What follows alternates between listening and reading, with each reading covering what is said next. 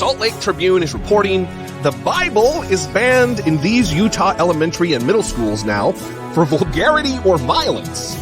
Davis School.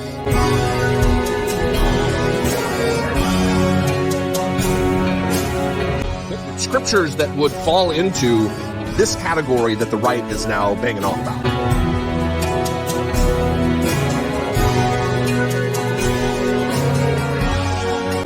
In the beginning, a parent filed a challenge to have the Bible removed from Davis School District Library, citing passages describing sex and violence. We are cutting red tape and saying clearly, if you are a mosque or a house of worship of any kind, you do not have to apply for a permit to amplify your call to Friday prayer. Add this on to this is the first time. You're going to hear more first time. Now change the rules to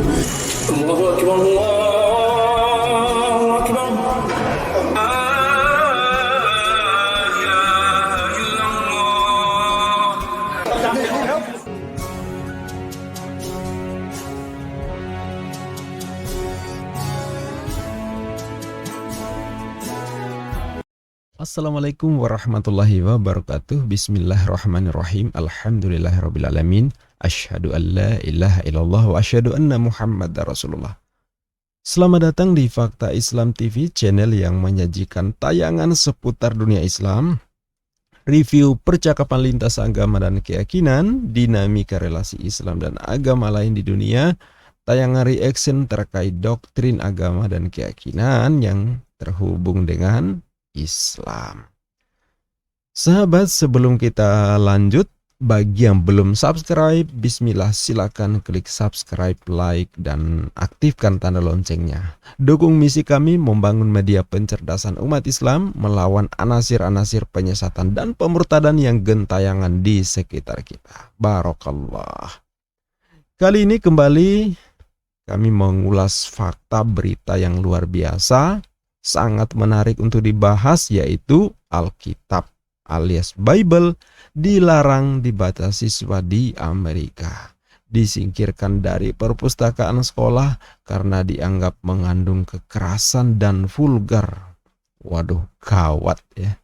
Kitab suci saudara kita di sebelah yang dilarang di sekolah, yang notabene-nya mereka mayoritas Kristen. Ada apa masalahnya? Simak nanti sampai selesai biar tidak gagal paham. Sementara sahabat, di sisi lain, di bagian lain, ada angin sejuk bagi warga muslim di Amerika Serikat karena di salah satu negara bagian tidak lagi melarang kumandang azan lewat pengeras suara di masjid. Ya, selama ini dilarang bahkan atau minimal dibatasi. Tetapi sekarang ada negara bagian yang justru memperbolehkan kumandang azan pakai pengeras suara dari masjid secara terbuka, dan itu 5 kali sehari diizinkan ya. Dan jadi telah ada undang-undang baru yang mengesahkan memperbolehkan kumandang azan 5 kali sehari atau setiap sholat fardu. Undang-undang ini disahkan langsung oleh wali kotanya dan disampaikan kepada publik. Ya, insya Allah ya. Dan inilah informasi yang dirilis beberapa bulan yang lalu oleh berbagai media, dan di tayangan ini juga kami akan bahas. Ini kami kutip fakta berita dari fifa.co.id tanggal 5 Juni 2023. Oke, mari kita baca sama-sama beritanya di sini ya, fakta berita yang disiarkan oleh fifa.co.id. Judulnya, Alkitab dilarang di sekolah dasar UTA karena berisi kekerasan dan vulgar. Ini pakai tanda petik ya. Tentu kita sudah paham ya maksudnya apa. Coba kita baca lebih lanjut untuk penjelasannya. Nah, di sini FIFA Dunia. Sebuah distrik sekolah di negara bagian utara Amerika Serikat telah menghapus Alkitab dari sekolah dasar dan menengah. Jadi bukan hanya sekolah dasar tapi juga menengah ya SMP atau remaja ya. Karena dinyatakan berisi kekerasan dan vulgar ya. Langkah ini Langkah tersebut maksudnya menyusul keluhan dari orang tua bahwa Alkitab memiliki materi yang tidak cocok untuk anak-anak. Waduh, kitab suci tidak cocok dibaca anak-anak.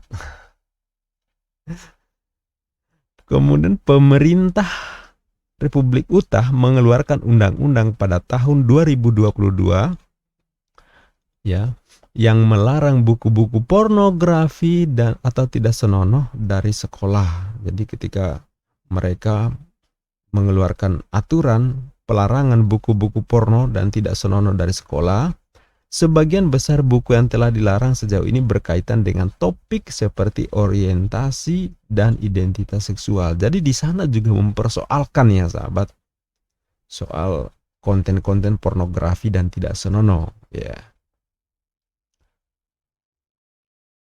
Pelarangan Alkitab terjadi di tengah upaya yang lebih besar oleh kaum konservatif Amerika Serikat di negara bagian untuk melarang ajaran tentang topik kontroversial seperti hak LGBT dan identitas ras. Ya, jadi sana juga kontroversi persoalan ini ya, apalagi di kita ya. Larangan buku-buku tertentu yang dianggap ofensif juga diberlakukan di Texas, Florida, Missouri, dan Carolina Selatan. Ya. Beberapa negara liberal juga telah melarang buku di beberapa sekolah dan perpustakaan mengutip konten yang dianggap menyinggung ras. Keputusan Utah dibuat minggu ini oleh Davis School District di utara Salt Lake City setelah pengaduan diajukan pada Desember 2022. Para pejabat mengatakan mereka telah memindahkan 7 atau 8 eksemplar Alkitab yang mereka miliki di rak mereka. Mencatat bahwa teksnya adalah tidak pernah menjadi bagian dari kurikulum siswa. Ya, jadi ada di situ tapi sebenarnya bukan bagian dari kurikulum di sekolah ya. Pihak sekolah tidak merinci alasannya atau bagian mana yang mengandung vulgar dan kekerasan. Ya mungkin yang dibaca di Kidung Agung atau di kitab Yeskiel seperti yang kita tahu ya. Menurut surat kabar Salt Lake Tribune, orang tua yang mengeluh mengatakan Alkitab King James, mungkin KJV ya, King James Version, tidak memiliki nilai serius untuk anak di bawah umur karena itu pornografi menurut definisi baru kami merujuk pada Undang-Undang Larangan Buku tahun 2022. Ya, jadi mungkin maksudnya di tahun 2022 disahkan tentang larangan konten-konten yang mengandung unsur pornografi seperti itu ya. Nah, ketika mereka baca di Alkitab ternyata memiliki konten itu dan akhirnya mereka mengajukan untuk melarang juga Alkitab. Padahal kitab suci loh bagi Kristiani ya. Anggota parlemen negara bagian Utah yang menulis undang-undang tahun 2022 sebelumnya menolak permintaan penghapusan Alkitab sebagai ejekan. Ya. Tetapi mengubah arah minggu ini setelah menyebutnya sebagai bacaan yang menantang untuk anak-anak lebih muda. Wow. Bacaan yang menantang, bro. Jadi yang vulgar dan kekerasan tadi dianggap bacaan menantang. Jadi tidak dianggap sebagai pornografi dan kekerasan. Ternyata di sana juga ada upaya penghalusan kata ya. Secara tradisional di Amerika, Alkitab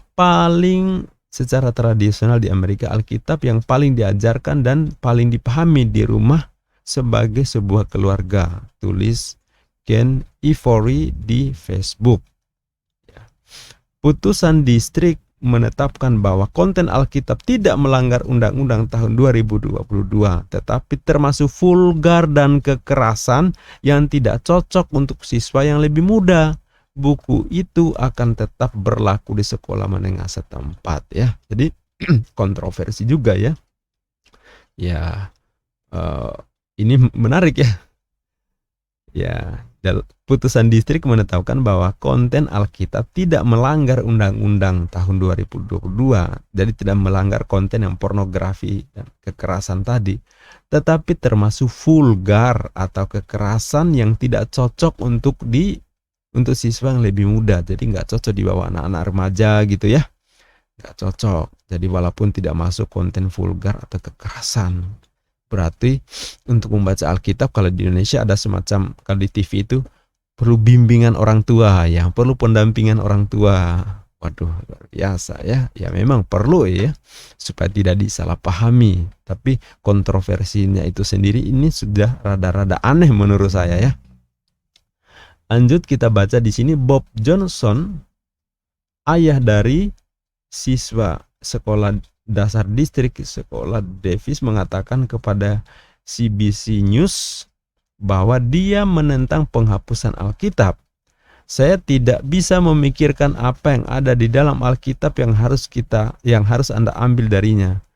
Ini tidak seperti Anda gambar di dalamnya, katanya. Distrik tersebut bukanlah yang pertama di Amerika Serikat yang menghapus Alkitab dari sekolah. Oh, ternyata bukan baru pertama. Sebuah distrik di sekolah Texas loh sahabat ya, tahun lalu menarik Alkitab dari rak perpustakaan setelah ada keluhan dari orang tua, dari anggota masyarakat untuk melarang beberapa buku. Bulan lalu siswa di Kansas meminta agar Alkitab dihapus dari perpustakaan sekolah mereka. Waduh. Tadi orang tua, ini siswa sendiri loh sahabat. Jadi ternyata bukan hanya di Mandi Utah tadi, ternyata di Texas juga. Bahkan di mana Kansas juga sama. Bahkan menarik, di Kansas ini justru siswanya yang mau minta ya. Luar biasa ya, mereka luar biasa kritis ya. Mengkritis agar Alkitab tidak diedarkan. Kok bisa gitu ya. Jadi ini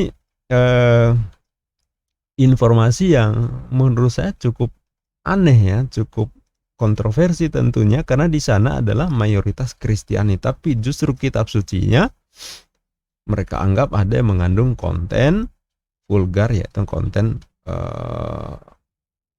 pornografi dan konten kekerasan seperti itu ya. Dan itu meresahkan bagi mereka. Nah, ini luar biasa ya.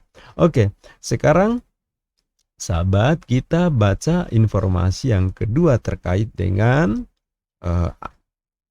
azan yang diizinkan. Nah, ini dia seperti kita baca di Voice of America ya, Voice of America, VOA. Di sini dirilis pada, kapan dirilis ini? Oh ya, 22 April 2023 ya. Dirilis pada 22 April 2023. Di sini judulnya Voice of America. Wali kota Minneapolis tanda tangani undang-undang yang izinkan azan 5 kali sehari. Insyaallah ya. Oke, di sini disebutkan beritanya, fakta beritanya, Muslim di Minneapolis kini dapat mendengarkan 5 kali azan 5 kali sehari dari masjid-masjid di kota itu berkat berlakunya undang-undang baru pertengahan April lalu ya. Wali kota Minneapolis, Jacob Frey, menandatangani undang-undang baru pada 17 April yang mengizinkan 20 masjid di kota itu mengumandangkan azan melalui pengeras suara 5 kali sehari. Peraturan daerah mengenai kebisingan sebelumnya mencegah dikumandangkan azan subuh dan isya. Jadi sebelumnya itu ada mengenai peraturan mencegah dikumandangkan azan subuh dan isya. Berarti pada saat subuh dan pada malam. Ya. Wali kota Jacob Frey mengatakan keputusan ini berkenaan dengan inklusi dan sambutan baik terhadap semua agama. Ya, ia menambahkan ini tentang kita semua. Ini tentang kita semua yang memiliki keyakinan atau agama, mulai dari lonceng gereja hingga tiupan shofar hingga azan. Ini mengenai inklusi, perdamaian dan kebebasan beragama. Ya, jadi sahabat perlu pahami bahwa di Amerika Serikat itu tidak ada agama yang disahkan seperti kita di Indonesia. Ya, ada Islam, Protestan, Katolik, Hindu, Buddha, Konghucu, ya tidak ada yang disahkan.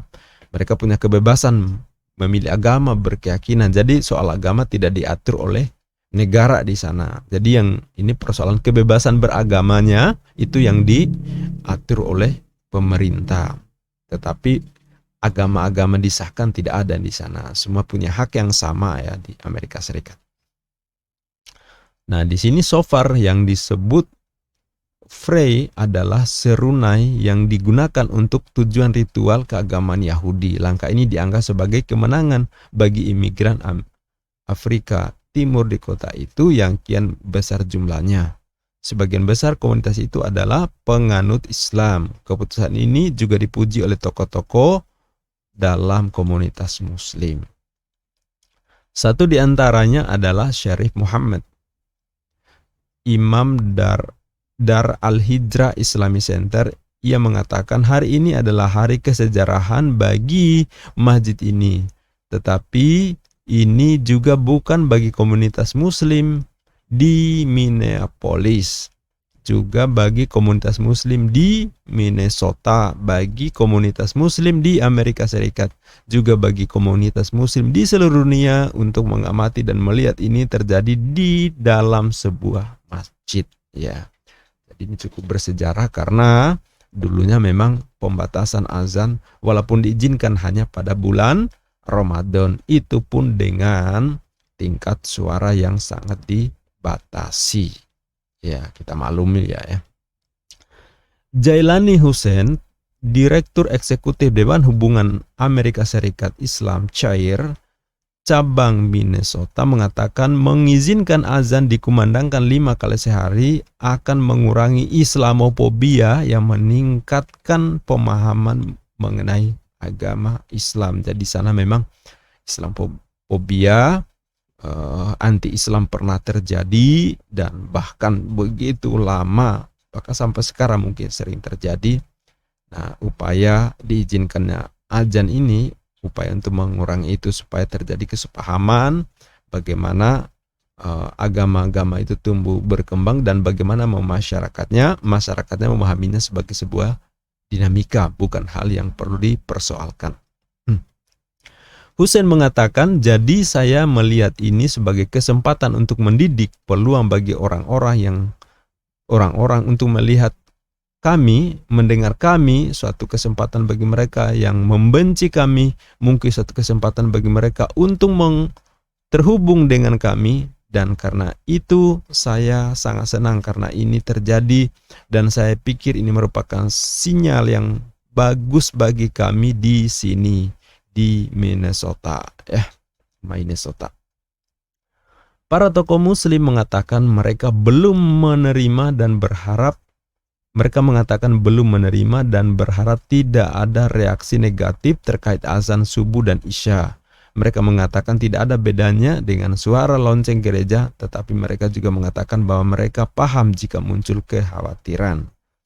Nah, sedikitnya satu masjid di Minneapolis Selatan akan mengadakan pertemuan warga untuk menjelaskan peraturan baru dan menyimak kekhawatiran mereka. Ya.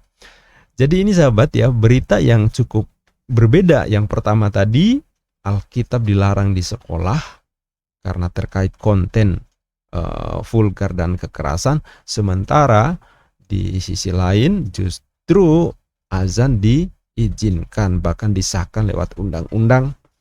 Bahkan bukan hanya siang tetapi 5 kali sehari ya, 5 kali sehari berarti sesuai dengan jadwal. Nah sahabat, mengamati dinamika Kristen dan Islam di Amerika Serikat memang sangat unik ya. Beberapa fenomena menarik yang kami catat di sini. Yang pertama, bahwa sekarang sudah ada 2 wali kota Muslim di negara bagian di Amerika Serikat. Nah, mereka walaupun mayoritas penduduknya atau warganya non-Muslim, tapi dalam hal kepemimpinan ternyata mereka lebih mempercayakan pemimpin yang notabene-nya beragama Islam. Ya. Terus fenomena yang kedua, tren banyaknya mu'alaf baru justru terjadi di tengah gelombang meningkatnya Islamofobia.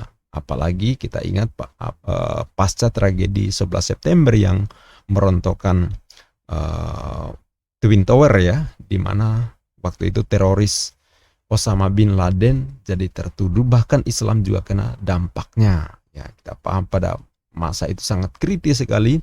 Muslim diintimidasi sedemikian rupa, jilbab dilarang, simbol-simbol Islam dipersoalkan, bahkan yang berjenggot di mana-mana dipersekusi, ya. Tapi belakangan justru membuat banyak warga Amerika Serikat justru tertarik mempelajari Islam. Yang mereka penasaran mana sih yang dibilang ajaran yang membuat mereka takut, fobia, apa sih seperti itu.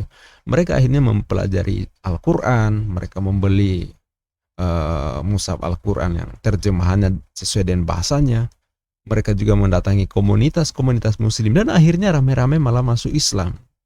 Ya, jadi tren peningkatan jumlah mu'alaf baru justru di tengah gelombang Islamofobia. Ini sangat unik sekali. Terus fenomena yang ketiga, seperti yang telah kami ulas pada video sebelumnya, bahwa hasil kajian lembaga Pew Research Center yang berpusat di Amerika Serikat tentu saja, bahwa perkembangan jumlah pemeluk agama tercepat di dunia adalah Islam, termasuk di Amerika Serikat. Ya. Bahkan diprediksi pada tahun 2030, jumlah Muslim di Amerika Serikat diperkirakan mencapai 6,2 juta. Ya, peningkatannya cukup drastis. Padahal selama 20 tahun sebelumnya di tahun 2010 hanya 2,6 juta. Jadi dari 2,6 juta 20 tahun kemudian mencapai 6,2 juta. Luar biasa ya. Ini hasil kajian Pew Research Center, bukan lembaga muslim, bukan ya. Tapi lembaga yang saya yakin mereka juga beragama Kristen karena mayoritas di sana Kristen, yang hasil risetnya itu sangat mempengaruhi kebijakan pemerintah Amerika Serikat. Ya. Kemudian fenomena keempat, jumlah penganut Kristen yang mayoritas di Amerika Serikat pada tahun 1990 ada 90% menyatakan diri sebagai Kristen. Ya, jadi di tahun 1990 itu di Amerika Serikat masyarakatnya 90% menyatakan diri sebagai seorang Kristen. Tapi yang menarik adalah di tahun 2020 hasil Pew Research Center juga yang menyatakan bahwa warga yang menyatakan diri sebagai seorang Kristen sisa 64%. Dari 90% menjadi 64%. Nah, tapi ini perlu dipahami sahabat, saya juga yakin bahwa ini bukan karena banyaknya mu'alaf, bukan. Ya, bukan banyak mu'alaf, tapi tingkat keyakinan beragama mereka untuk tetap bertahan sebagai seorang Kristen ini yang menurun. Ya. Saya mengatakan seperti itu berdasarkan fakta yang dilihat dari hasil riset tahun 2007 menyatakan bahwa ada 16% yang tak mau mengakui beragama. Jadi di tahun 2007 disurvei itu ada 16% yang menyatakan diri tidak mengaku beragama. Tapi kemudian meningkat menjadi 30% di tahun 2020. Nah, jadi sahabat, itu sebuah fakta yang disajikan dengan data kemudian dipublikasikan oleh lembaga yang kredibel, yang sangat mempengaruhi kebijakan di Amerika Serikat. Jadi tentu ini bukan prediksi atau bukan data abal-abal, tetapi hasil riset yang dapat dipertanggungjawabkan tentunya ke dunia internasional, ke publik ya. Itu saja sahabat, sampai jumpa di ulasan fakta-fakta berikutnya khas Fakta Islam TV. Semoga memberikan pencerahan, dan sekali lagi bagi yang belum subscribe silahkan dukung kami dengan cara klik tombol subscribe. Bagi yang sudah subscribe jangan klik lagi ya. Billahi taufik wal hidayah. Wassalamualaikum warahmatullahi wabarakatuh.